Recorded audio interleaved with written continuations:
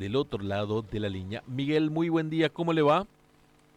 Buen día, Carlos. Buen día, Julián. ¿Cómo les va? Todo Gracias muy, por la presentación. muy bien. Bueno, En Loop se titula el artículo semanal Sí, de Fundamentar esta semana. Bueno, todo tiene que ver. En realidad, el artículo arranca yéndose hace una semana, ¿no? Habla del shock de sí, lo que fue la elección en la provincia de Buenos Aires. Después, todo el devenir de una semana muy, pero muy intensa. Veto en el medio a la ley de emergencia pediátrica, veto a la ley de presupuesto universitario y obviamente lo que se puede venir esta semana, Miguel. sí. A ver, la idea, el concepto un poco del artículo tenían que ver con un gobierno que efectivamente jugó cartas por derrota electoral. Nosotros habíamos marcado que efectivamente el gobierno estaba en shock la semana anterior y de alguna manera esta semana que pasó lo que había sucedido era que las respuestas políticas que dio el gobierno a una situación de crisis que combina crisis económica, crisis política por una derrota, pero también crisis política a partir de las situaciones de corrupción denunciadas eh, o tramitadas ante la justicia, a partir de los audios de Spagnolo y a partir de lo que ha tenido el peso del caso Libra. De alguna manera el gobierno, muchos de los cuestionamientos al gobierno eran no solamente de los opositores, sino de los sectores cercanos al gobierno, era que había actuado de manera repetitiva, ¿no? Jugamos con la idea de Locke porque es de alguna manera un sistema de repetición de ciertos hechos donde ante determinadas circunstancias el gobierno ha ido respondiendo siempre de la misma manera, sin tener en cuenta los contextos, diría alguien, ¿no? Porque una cosa es la foto de un triunfo electoral y donde te das el lujo de insultar a propios extraños y llevar con el látigo a cualquiera, y otra cosa muy distinta es intentar lo mismo en un escenario de, como decía antes, de crisis. Ahora, la pregunta que yo dejo flotando en el día de ayer es, y que me gustaría extendérsela a los oyentes, es si este gobierno, con estas características, con el dato de tener un muy poco peso legislativo, con el dato de haber tenido inicialmente buen diálogo con unos cuantos senadores, pero que luego fue dinamitando todos los puentes de conexión con esos gobernadores, habiendo sido atravesado por situaciones de corrupción que rodean al círculo presidencial, y hablamos de el binomio presidencial, Javier Milei con el tema y Karina Milei con el tema Libra, ahora lo que sucede conocido con la corrupción en la Agencia Nacional de Discapacidad. Digo, el gobierno podía hacer algo más que eso, tenía chances de hacer algo más que lo que hizo el gobierno, o es solamente, y a esto es lo que a mí me parece, es unir para adelante, tratando de achicar todo lo que se pueda el daño.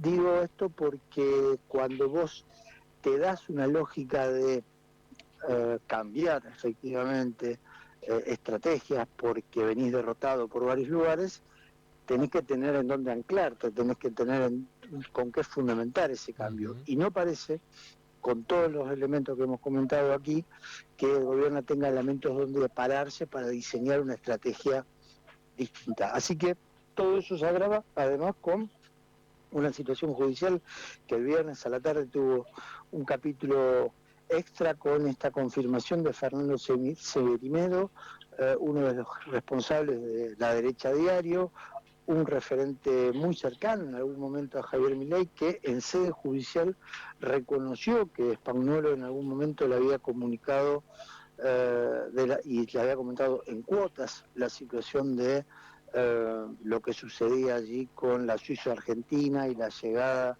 con los casos hipotéticos de coimas que alcanzan a Karina Milei. Digo, todo ese escenario que se agravó además con eh, la renuncia de los abogados del propio Spagnolo, y nosotros generalmente la cuestión judicial no la abordamos, pero indudablemente eso tiene un componente o una serie de datos de incidencia política que deben ser tenidos en cuenta. Así que me parece que, para mí, insisto, más allá que el gobierno no hizo efectivamente, no generó ningún cambio, jugó un poco al gatopardismo de cambiar para que nada cambie, en realidad no tiene demasiado para mostrar, porque todos estos meses directamente ha evitado la construcción de opciones en determinados contextos políticos que lo pudieran complicar.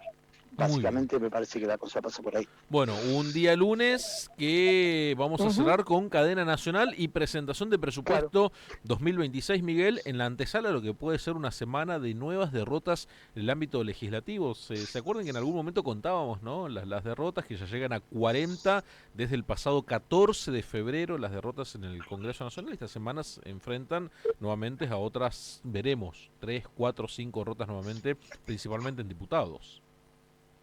A ver, derrotas legislativas y derrotas en la calle, Mire. pero vayamos por partes.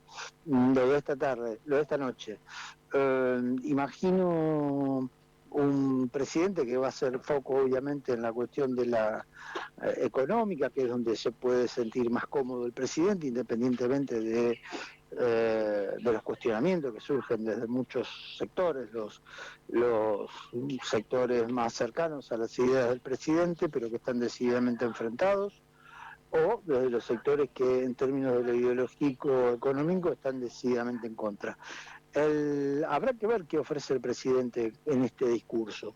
Si efectivamente muestra una presentación de un presupuesto y deja abierta la opción a determinadas instancias de negociación, o si va a insistir, yo voy por esta segunda opción, con un esquema donde lo que presente el gobierno sea innegociable y que el Congreso tenga que aprobárselo a puerto cerrado, a libro cerrado, en función de que el dogma del superávit fiscal es irrenunciable para el gobierno.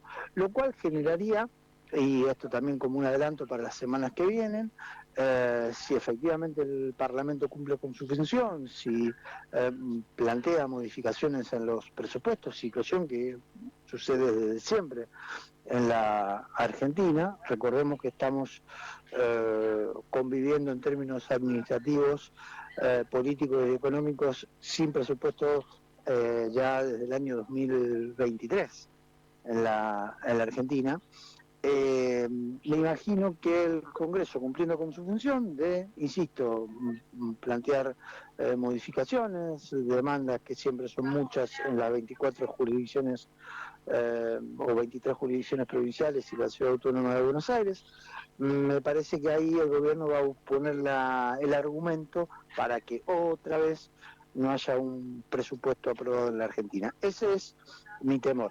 Habrá que ver si efectivamente Milei ofrece algún tipo de vía de escape, algún tipo de instancia de negociación en el discurso de hoy, o sigue en sus 13 de no ceder ante nada. El riesgo sería efectivamente importante con eso. Lo otro, lo de la Cámara de Diputados, efectivamente la insistencia de los proyectos que han sido vetados, y eso efectivamente seguirá teniendo una masa crítica porque genera de alguna manera mucho malestar, porque no estamos discutiendo de que si haces una obra acá o una obra allá, si está discutiendo un posicionamiento político ideológico en términos internacionales, no estamos discutiendo cosas que a veces pueden pasar lejos del radar de la ciudadanía que esté más o menos atenta a determinados temas, sino que estamos hablando concretamente de la situación de tu abuelo, de tus padres, estamos hablando de la situación de un símbolo como es el Garrahan, estamos hablando de la posibilidad de una mejor educación o no en las universidades, algo que le toca a cualquier ciudadano o cualquier ciudadana en Argentina cotidianamente. Eso evidentemente va a tener un rebote en las calles y ahí aparece otra derrota, digamos, porque me parece que con movilizaciones contundentes en el marco de un proceso electoral como el que estamos viviendo, tampoco es una buena señal para el gobierno.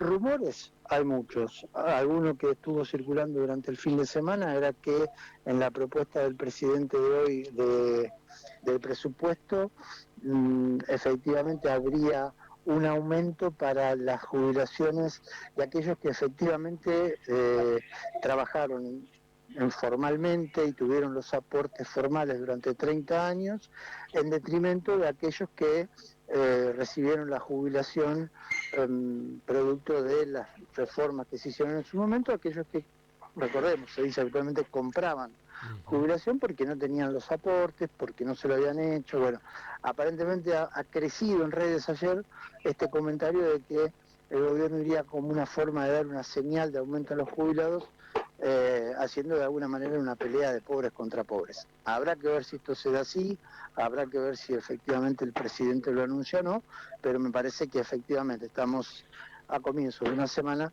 donde el gobierno se predispone a tener un par de derrotas importantes. En el Palacio otra vez y en la calle otra vez. Miguel, como siempre, muchísimas gracias por estos minutos. Julián, te mando un abrazo, hasta mañana. Muy, pero muy buenos días. Se pasaba el análisis político de Fundamentar de la mano del licenciado Miguel Hernán Gómez. Es la hora 8 con 55 minutos.